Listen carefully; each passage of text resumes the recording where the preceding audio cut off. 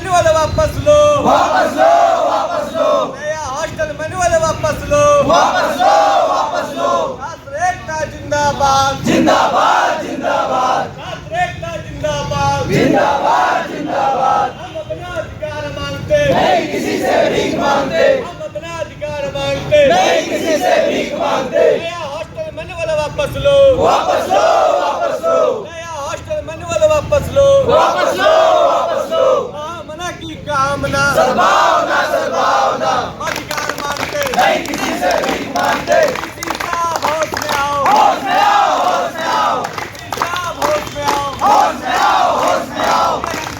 शर्म करो, शर्म करो, शर्म करो, शर्म नहीं तो डूब मरो, डूब मरो, डूब मरो।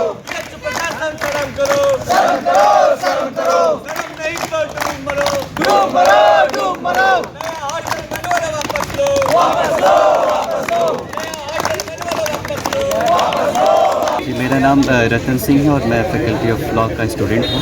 हम सभी आम छात्र जो कि अपनी कक्षाओं में पढ़ने वाले हैं, जिनकी परीक्षाएं इस वक्त 10 दिन बाद निर्धारित हो गई हैं, मुश्किल चल रही और हमें ये नोटिस मिला कुछ दिन पहले कि बस जैसे ही परीक्षा ख़त्म होगी 24 घंटे या 48 घंटे के अंदर हमें अपना छात्रावास खाली करना होगा।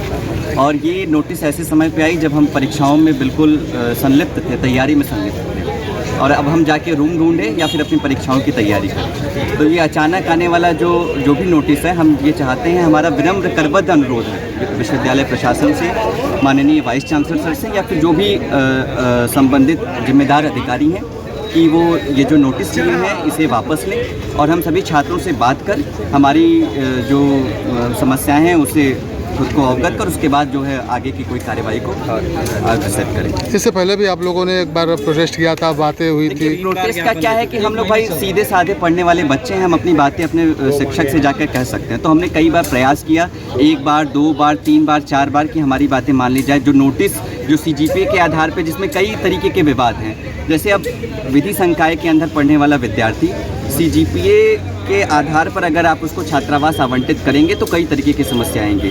CGPA अपने आप में विवादित है, उसका जो क्राइटेरिया है कि वो अलग अलग तरीके से एक ही सामान्य नंबर पाने वाले बच्चों को अलग अलग CGPA प्रदान करता है। उसके अलावा और है कि अब बच्चे जो एक बार छात्रावास पा चुके हैं, इनको पहले से नहीं बताया गया कि आने वाले वर्ष में आपको छात्रावास आपके CGPA के आधार पर आवंटित किया जाएगा। अब जब परीक्षा हमारी खत्म होने वाली है तो कहा जा रहा है कि पहले सेमेस्टर में आपने जो एग्ज़ाम दिया था उसके परिणाम के हिसाब से आपको छात्रावास आवंटित किया जाएगा।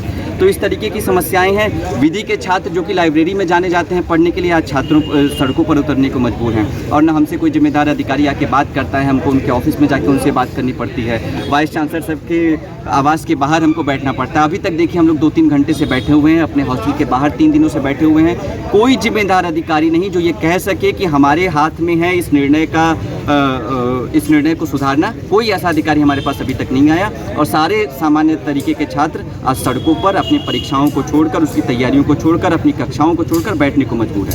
आज यहाँ बैठे हैं, कल को कहेंगे कि आपका अटेंडेंस कम है। हर तरीके की समस्या इनको बच्चों के साथ ही रहती है। अब बच्चे परेशान हैं, पढ़ें, इनके आगे धरना दें।